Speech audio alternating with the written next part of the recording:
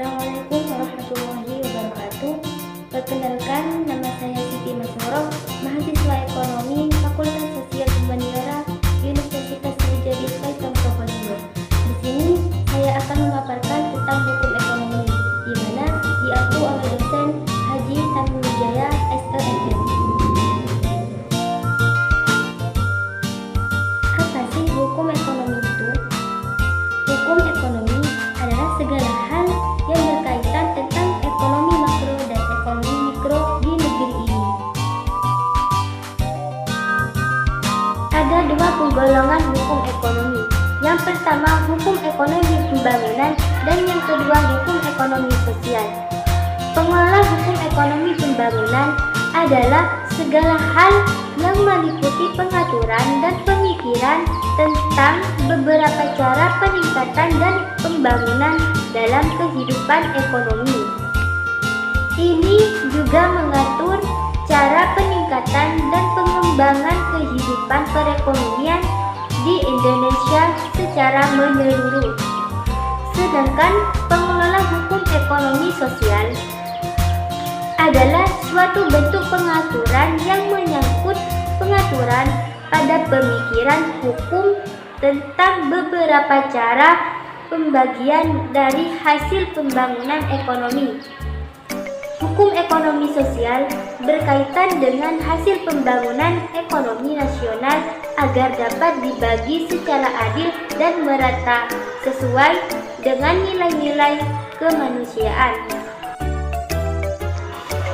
Pengelola hukum ekonomi juga diatur dalam Undang-Undang 1945 yang mencakup beberapa asas seperti asas keimanan dan ketakwaan kepada Tuhan Yang Maha Esa, yang kedua asas manfaat, yang ketiga asas demokrasi Pancasila, yang keempat asas adil dan merata, yang kelima asas keseimbangan, keserasian, dan keselarasan dalam kehidupan, yang keenam asas hukum, yang ketujuh asas kemandirian, yang kedelapan asas keuangan, yang kesembilan asas pengetahuan, dan yang kesepuluh asas kemandirian yang berwawasan.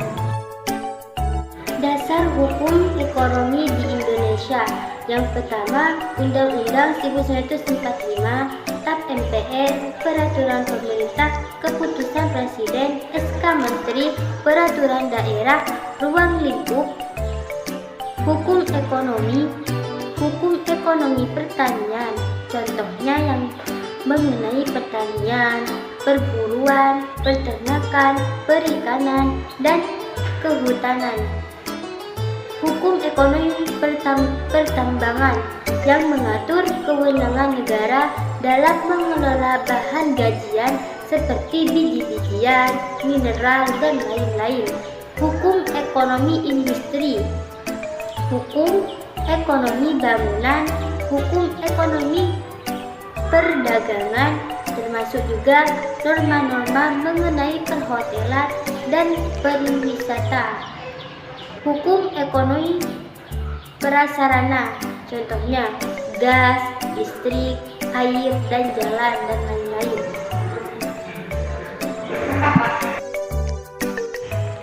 Penggolongan hukum yang ada di Indonesia.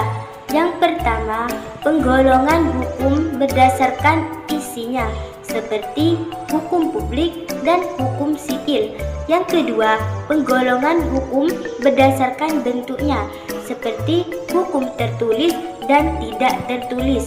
Yang ketiga, penggolongan hukum berdasarkan sumbernya, seperti hukum kebiasaan, hukum UUD.